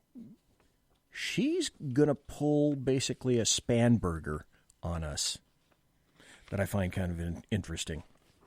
But in the meantime, because I haven't done this for quite some time, this is the newest article from townhall.com by my good friend Kurt Schlichter, who I'm going to have back in the Saloon in the not too terribly distant future. It's called In the Fight. And this is a summary of what I'm saying. Folks, don't give up. We're not dead. We're not even moribund. Not by a long shot. Don't give up. We must persevere. 2022 is right around the corner. And just as Jeremy and I agreed, bipartisanship, cooperation, compromise is dead. There's only one way to get ahead, and you got to play the same game, or this country goes down the drain.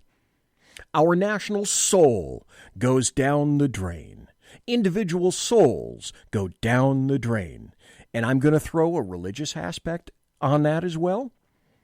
It's a fight of good and evil. And if you don't think that's true, then you don't need to be listening to me right now. This is the article from Kurt Schlichter, In the Fight. First, let me start out by reminding the goose-stepping list makers of the left that my last name contains 2 H's. I just want to make sure that everybody knows that it was me who supported President Donald John Trump, and not some other guy. Same for me. I voted for Trump, and I'm damn proud of it. I write this, Kurt Schlichter says, in Las Vegas, where I answered Rick Grinnell's call to come out and help with the Nevada post-election chaos. I'm not going to talk about specifics here, but I've seen individual and systemic irregularities that are sometimes shocking. The idea that we're supposed to just shrug and accept this fiasco and go on as if there was nothing wrong with this election is a sure way to guarantee that these same issues are going to arise again and again and again. And maybe that's the plan. Well, actually, not maybe. That is the plan. And trying to shame us into acquiescing is part of the plan. They spent 4 years insisting that President Trump's election was illegitimate. And now they're feigning shock when we react to the election they think gets the results they prefer with the same kind of disgust we would experience seeing Jeffrey Toobin's browser history. Reject the gaslighting. This election wasn't normal. It was not regular. It was not worthy of your blind deference. Is it some sort of coincidence that all the problems arose in big urban centers in swing states run exclusively by Demorats? That they flooded the electorate with uncontrolled ballots? That they just stopped counting on election night, often with President Trump ahead? That they just kept counting until Biden was allegedly ahead? Texas could do it right in one night. Florida could do it too. The swing states? Nah, not so much. How come every iffy thing we saw inevitably benefited Biden? Why was that? The weirdly anomalous results, major down-ballot GOP. This is the point. God, thanks, Kurt Schlichter. You reminded me of this. We conservatives, Republicans, we killed the down ballot.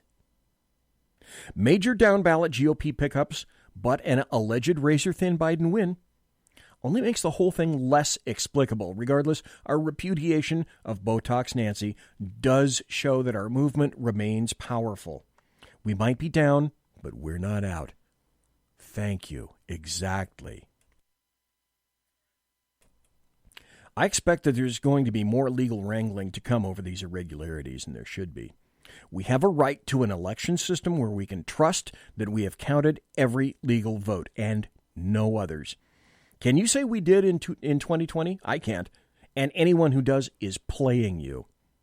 But these shenanigans, they're okay with the establishment. They'll tell you that they're shocked that anyone might have any questions. On the Demorat side, we're supposed to believe the same people who created the Russian hoax, who framed General Flynn, and who accused Justice Kavanaugh of being a team rapist would suddenly draw some sort of line at engaging in electoral shenanigans. Imagine that. The fact is the Demorats did everything they could to ensure that's exactly what happened. And the media, even some that was supposed to have our back, Fox News, insisted we just defer to the protestations of regularity. Defer this. And also some on our side let out sighs of relief, hoping that we can move back to business as usual with those irritating Trump voters just gone. Our movement has always been about disrupting the comfortable arrangements that let the powerful prosper at the expense of the rest of us. But it's also been about resisting the malicious attacks on our tradition and values by jerks posing as our moral superiors. Some of them are Republicans, as I've said. And they wish we would just shut up, keep paying taxes, fighting their dumb wars, and voting as directed, except we are not gone. We're still here, and now we're really mad. It's not until 2022 that we can take out our rage on the Demorats, but the Republicans who heard duty call and let it go to voicemail, they're going to be hearing from us now.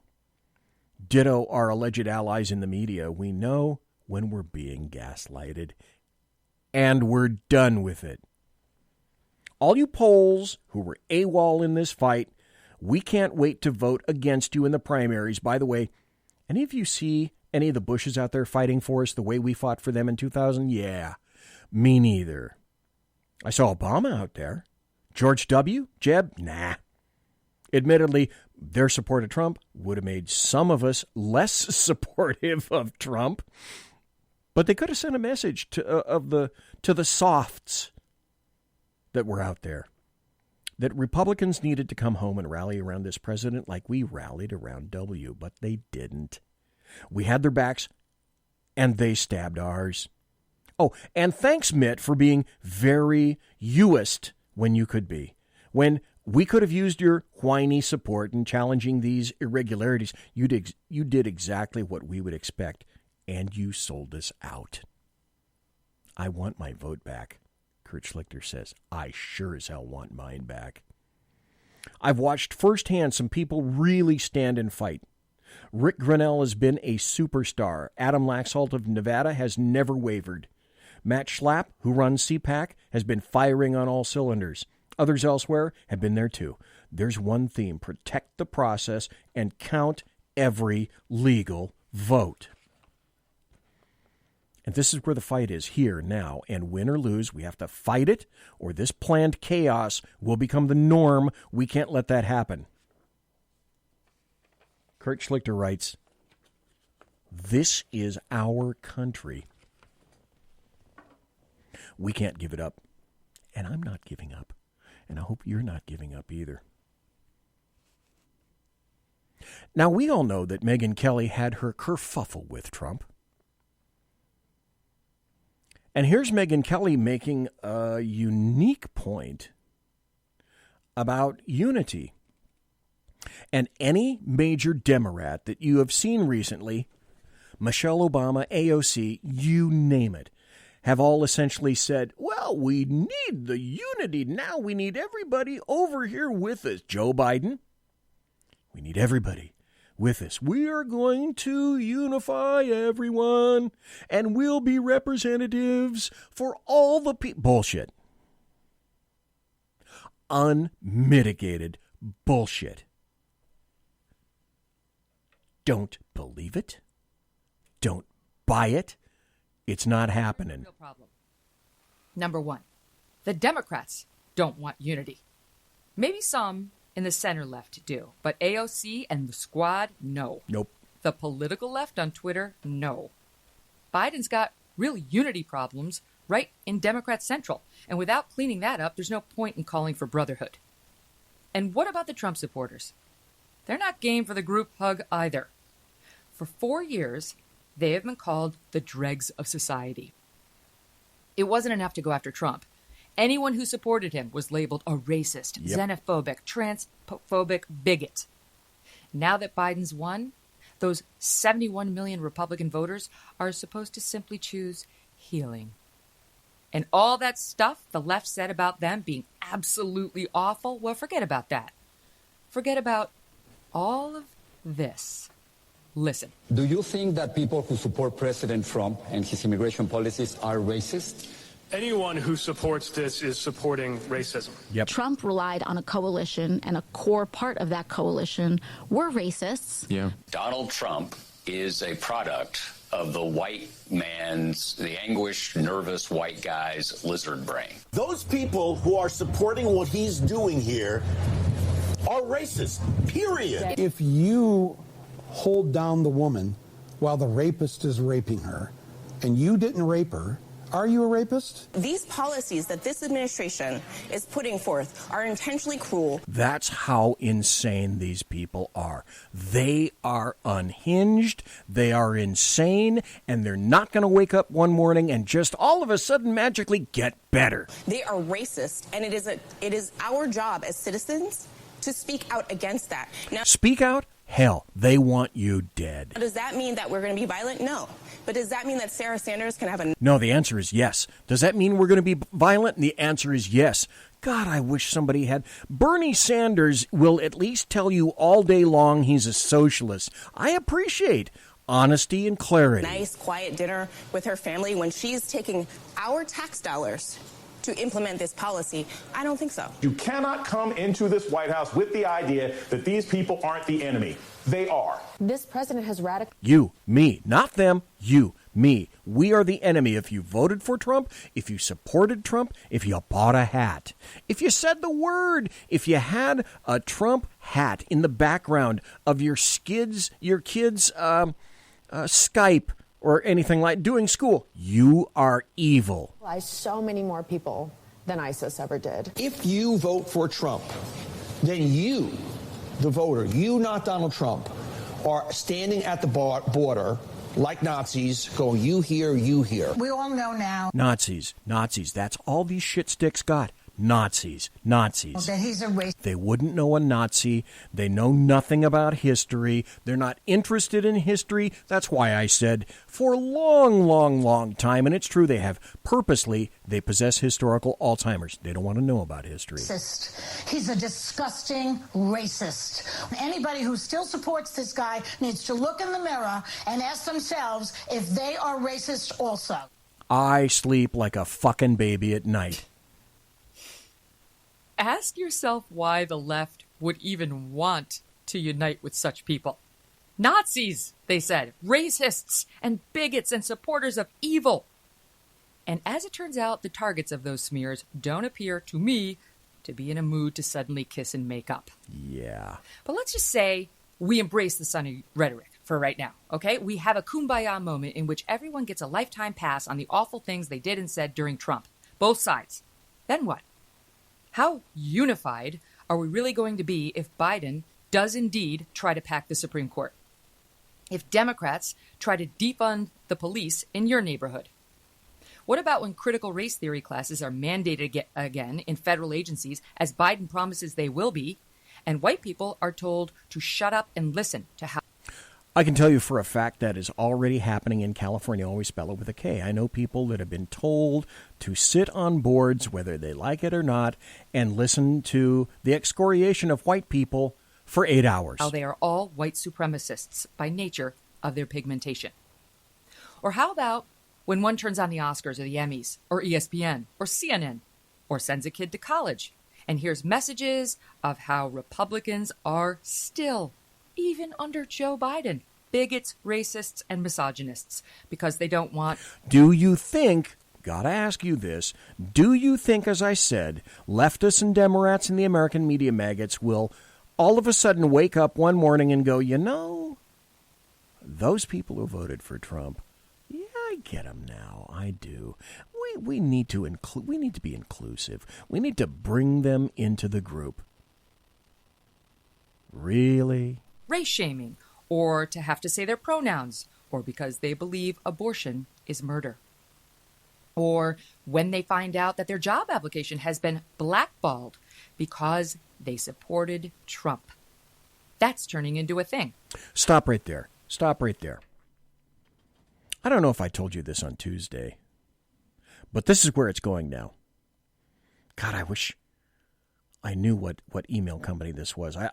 It's here. I don't have the ability to research it right now.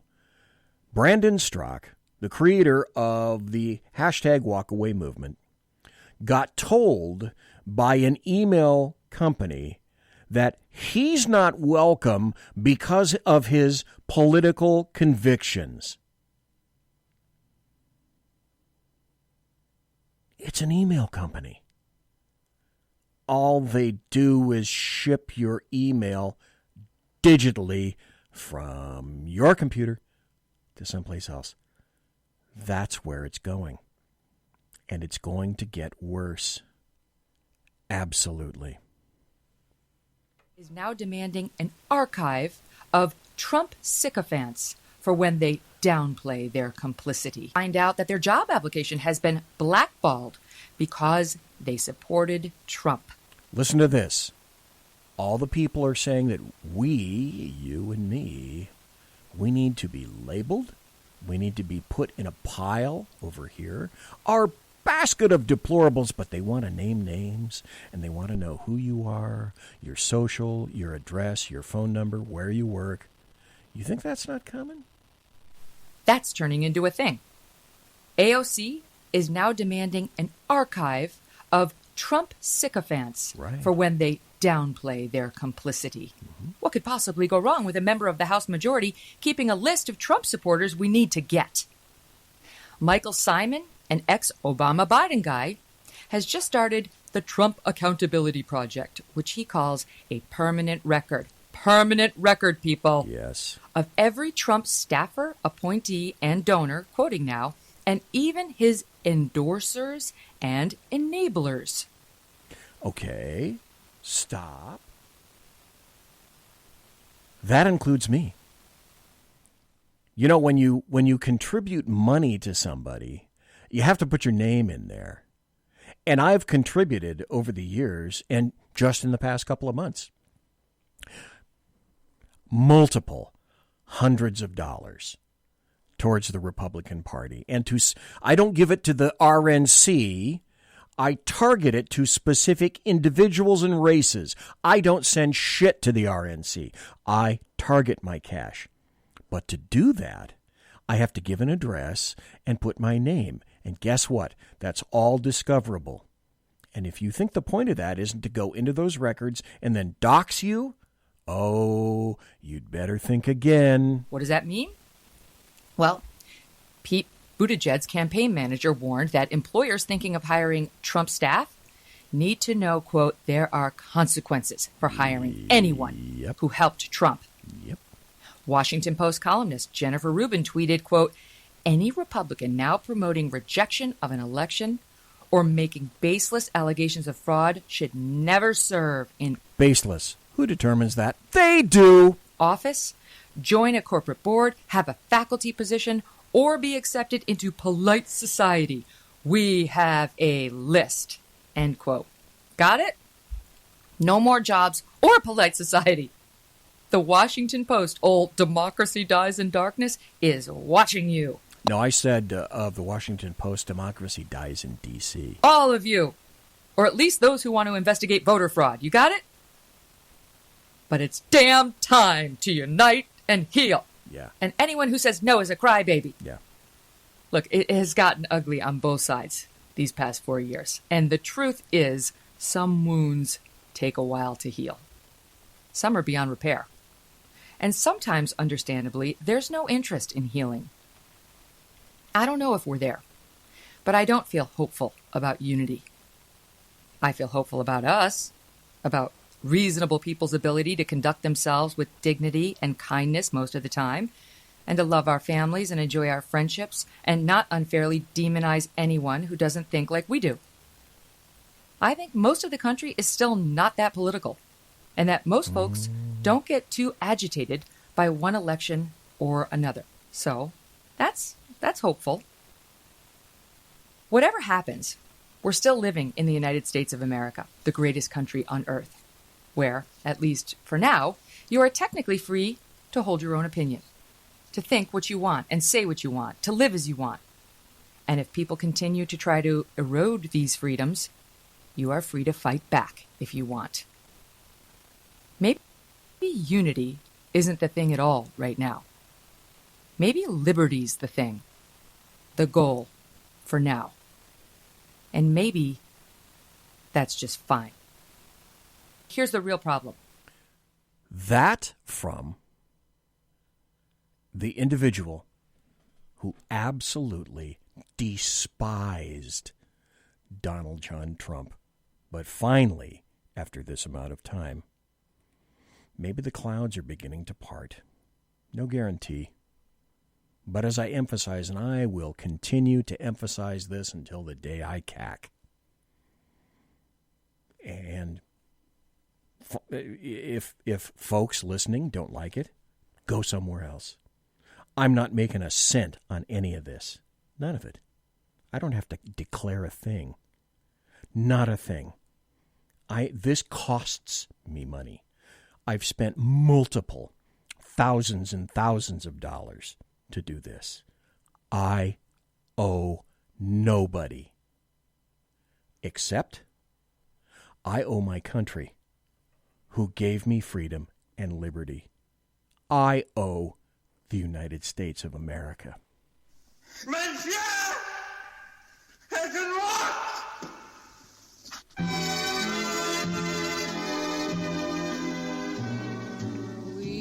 Ladies and gentlemen, boys and girls, children of all ages, thanks for listening to the Bloviating Zeppelin's Berserk Bobcat Saloon radio show.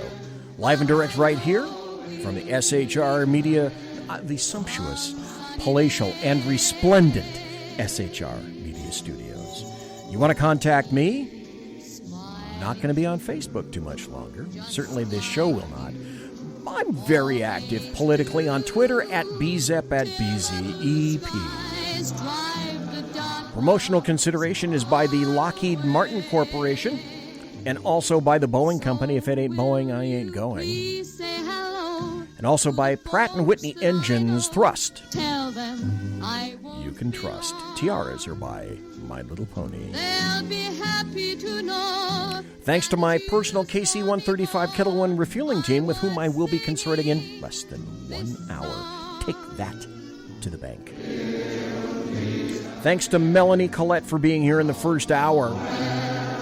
Thanks to everybody for listening live.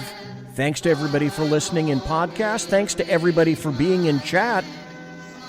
After Thursday night, after Thursday night, no more Facebook. Good night, God bless. Take care. Everybody quiet down now and get some sleep. Good night, everybody. Good night, Mama. Good night, Ben. Good night, everyone. Good night, Mama. Good night, Daddy. Good night, children. Good night, Daddy. Good night, Elizabeth. Good night, John Boy. Good night, Jim Bob. Good night, Jim Bob. Good night, Jim Bob.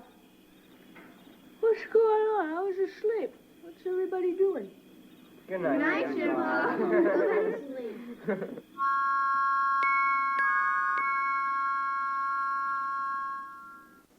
Good night, and good luck.